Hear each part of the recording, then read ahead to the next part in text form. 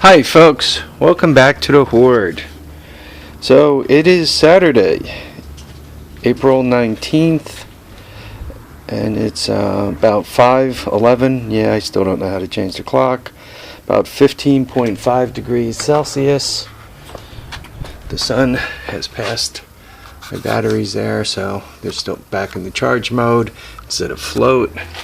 That one says 62. That one says 58, 56. Did a lot of thinking, and this is what I came up with. Nothing. So we got that. Got all my toys out here. I've really got to spend some time looking this up online to figure out what the hell it does. But right now, it doesn't even appear to be a good clock. Yeah, I don't know what the hell that does. Maybe that's why somebody sold it or gave it away for free, because it's worthless. Okay, a couple of different things. Work. No clue what the hell is going on at work. We're not making any money. As a matter of fact, we're losing money. As a matter of fact, we're losing a lot of money, my division. But nobody has a clue. Nobody has a clue. They're trying to pull in some work for quarters further out, and some customers have claimed that they got some work for us. But even with all that, we're pretty far underwater, so God knows what the heck is going to happen. So there's work. People at work.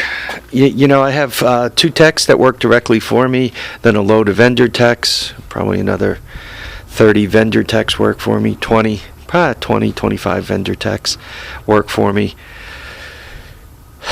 My 2 direct techs, one of them has a Volkswagen Passat.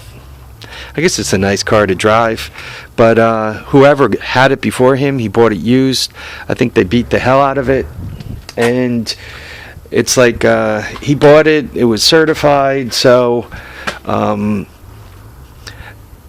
before the warranty went out, they replaced like everything, and then the day after the warranty went out, the turbo went. So we all think the turbo was on its way out for a long time, but they were trying to nurse it to get it across the line. Anyway, he screeched and squawked and bitched and groaned so much they replaced the turbo for free. So since he's had the car, he's also had the differential blow up in the front end, the tranny. It's an automatic. The tranny blew up, the differential, the turbo, all kinds of electronics, so a bunch of it under warranty. Now he's no longer under warranty, and I'm not exactly what blew up last, but he hasn't been to work for the last 3 days because he doesn't have a car to drive to work. May I ask you folks, if you're in an organization that's under major financial duress, and you live near somebody who could drive you to work, you could kind of carpool, don't you think you would like show up for the last 3 days rather than just bang in, oh, my car doesn't run, I can't get to work, poor me? Amazing, eh? You know, I grew up under the old school thought, probably a lot of you guys also, or probably all you guys also, given the kind of stuff we all like to work on, that if you get a good job, you do your best to take care of it, to keep it. And even if it's not a very good job, you know, somebody pays you, so you go and work. And then, you know, if you don't like the job, you have to do the work if you're taking the money. And when you get, you know, when it's to the point where you don't want to do the job anymore, you got to stop taking the money and go get another job where somebody gives you money, right? Because, you know, I don't, unless you're disabled or something, you know, you don't get paid for staying home. Most people don't get paid for staying home unless you're retired or, once again, unfortunately disabled. Then you get paid for staying at home. But you'd probably rather come to work like the rest of us, because staying at home full-time 24/7 could get very old.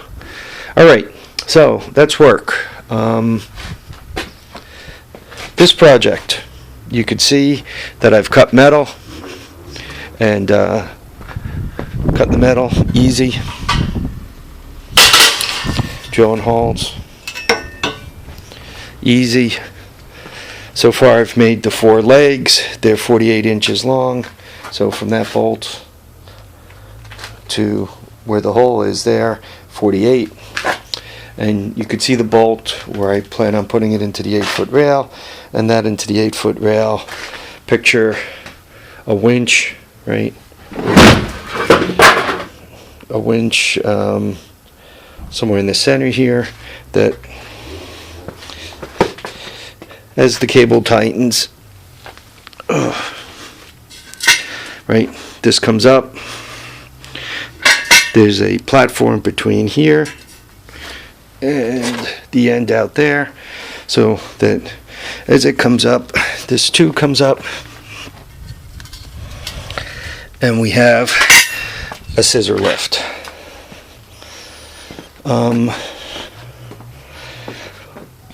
That's as far as I've managed to get today. So this is my build it project. I'm trying to set a good example for the contest. Build it and fix something. To fix something, I am going to stick with this bike out here. Turns out to take this apart, I just have to remove like a half a dozen of those, the exhaust system, the peg, the starter, make it a dozen of those Phillips heads. I'll take the cover off, and I'm sure in this hoard of parts I'll come up with a clutch, or if through some freak of nature I do not have a clutch, I'll just order one. I'll eBay one. They're about $30. So I'm going to put that bike together, and to that end, these tires, right, I put a tube in one. Those 2 tires are going back on here, which gives me a spare set of tires, and I picked up another set of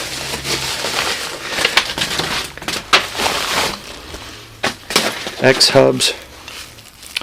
These are 200 X hubs. So hopefully those hubs are welded. You would think I should have checked before I ordered these, but anyway. So I'm going to put those hubs, those tires on that bike. That's going to make that bike a very hard rider. Probably even worse than this guy.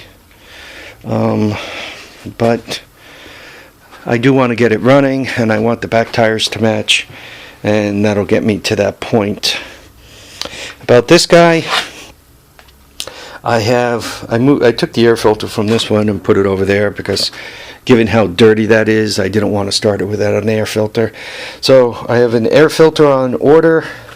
I managed to find a seat that's a hell of a lot better than this for $40, including the tin underneath. So I have that coming, but the day before the seat, I found the seat. I found a seat cover for $40. So I have more than one of these that needs a seat and a seat cover.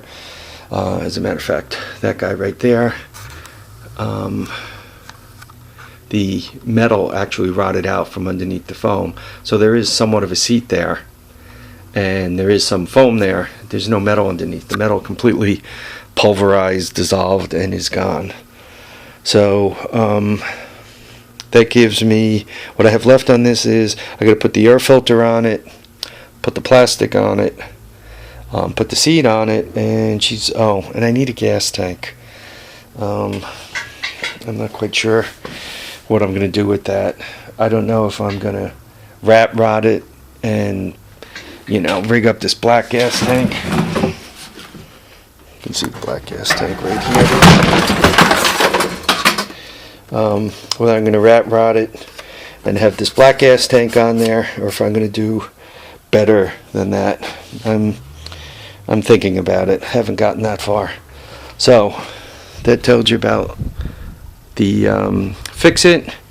that tells you about this project, that tells you about this big build, and I told you guys about work. Tomorrow is Easter Sunday, and it's also a flea market, but I kind of have this funds shortage thing going on. I mean, I'm not broke, I have some money, but considering some of the other things I'm trying to do, I really can't afford, from a time point of view or a money point of view, to go to the flea market tomorrow.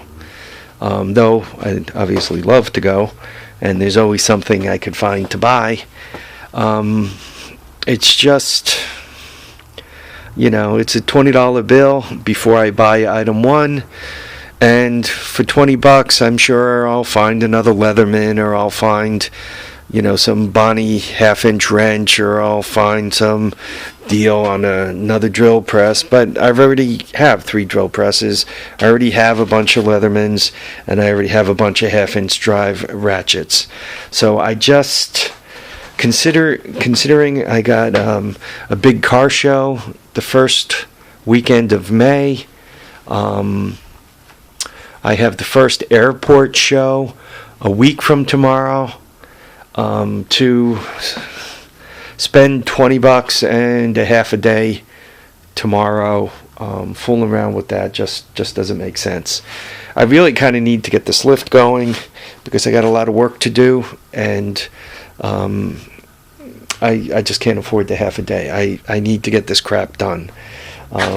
Kind of like the teacher at school who says, "Come on, stop fooling around, get some work done." That's where I am. I gotta get this crap rolling. It's not going to happen on its own. And even to go further, besides this crap, right? See how the grass is green, getting green? Well, probably a week or two from now, it's going to go beyond green to needing to be cut, and that means I gotta spend a little time with the Kubota tractor, getting it fired up again. It's due for an oil change and a filter, and I should replace the blades, but I'm probably just going to clean them up and sharpen them up and squeeze another year out of them. But back to it, right? There's a day's work on the Kubota tractor. The cars are all coming out of winter. Obviously, I got the F50 running again, but it's ripe for an oil change, as is the Ranger. The PT had one just before I bought it, but the Corolla and the Suzuki are ripe for oil changes. So I got a lot of crap to do. There was a Cushman utility cart. Gasoline, 18 horsepower Kohler on it. Said Cushman, I'm not sure the year. It was at a boat yard along the Hudson, so it actually would have been cool to go get it, to go buy it, because and it was a utility. It was yellow. It had a roof on it. Was set up to seat 4. The front people face forward, the back people face backwards, and even after the back people sat on it, there was kind of like a little pickup truck bed where they kept their feet, but it was like, it was like 18 inches long, 2 foot long, well, probably 18 inches. So if nobody was sitting on it, it was actually like a little pickup truck. That would have been really cool to buy. Guy wanted $500 for it, which was a steal because it ran. But where am I going to put it, right? That guy, I have a dump truck, and I have, the golf cart out there, and other golf carts that I want to do things with, build the utility vehicle, and all. So, it just gets to the point where I hate to disappoint you folks, but the hoard is kind of full. Until I process some of this stuff down, I really got to stop bringing it home for a little while. Especially if I'm trying to make space to work, right? I've just described, a Cushman, which, if this thing was out of here, would book all this space right here. And that's what this thing out of here. Where am I going to put this? So, yeah, I gotta start moving toward getting this crap done.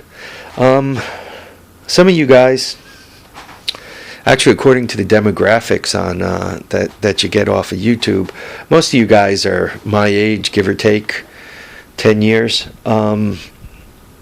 And one thing that you have to start doing while you're still young enough to do it, set yourself up with a little lift to lift things up. Make sure you set yourself up with work tables that are at the right height. Make sure you can kind of get to your tools without having to climb all over crap, and then drop it, and then break it, and then have to replace it or fix it. While you're still young and strong and hopefully making some money, still working, where you could afford these things, it's wise to get to that point. This lift, as I'm building it, designing it, thinking about it, one of the things I'm trying to do, you notice how flat it is. I mean, it's only 1.5 inches at this point off the floor, right? It's only as thick as one of these square pieces. When I put the table on top of it, let's say it makes it another 1.5 inches thick, right? That's only 3 inches, right? And it'll be perfectly flat, except, for the end that sticks up here, right, where the winch is going to go. So, given that, right, it's not all that hard to step over, step on, and continue to move around.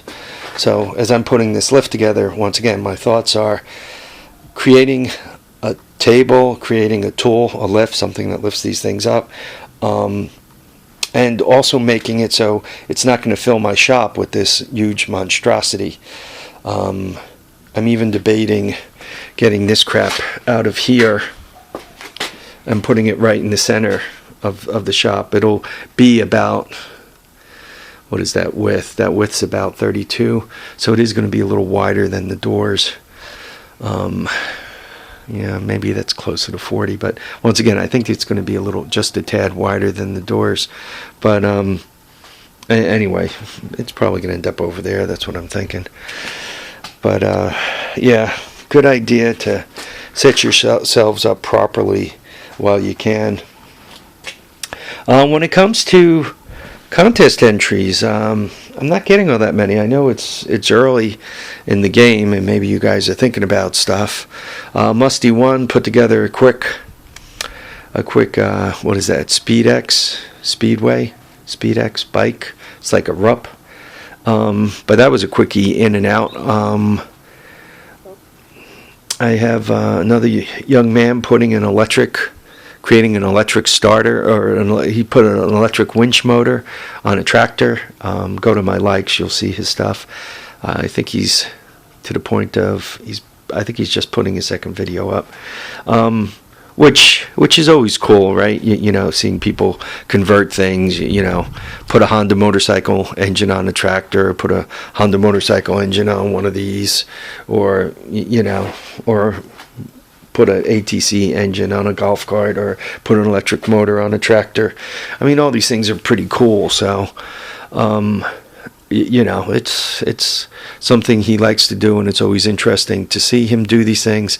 And more than that, what I look at with a lot of projects like he's working on is I try to take a look at his gear ratios and all to see approximately what it is, because most series motors turn about the same speed, and depending on what gear ratio he's running, I don't think he has any gear reduction there.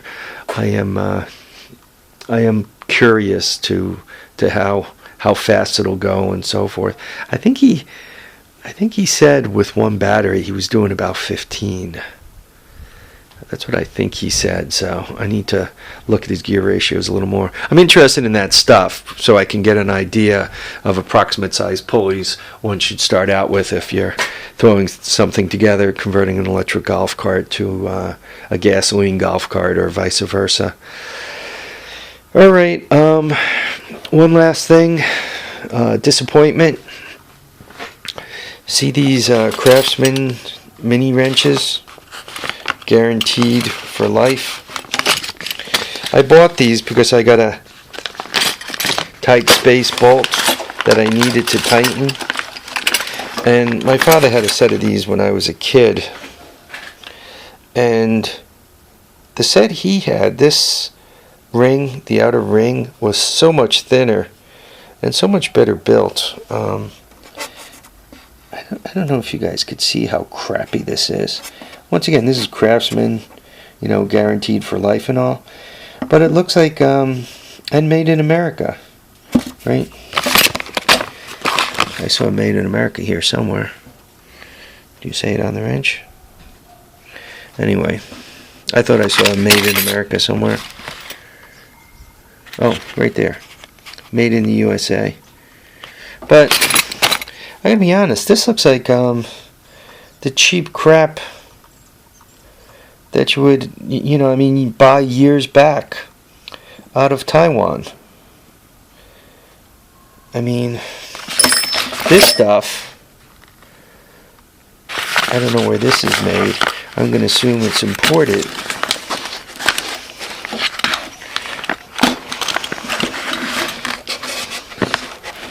Like Popular Mechanics, most of that crap is imported. Yeah, this is Taiwan. Right? You can see the Taiwan upside down there. Now you can hopefully see it right side up.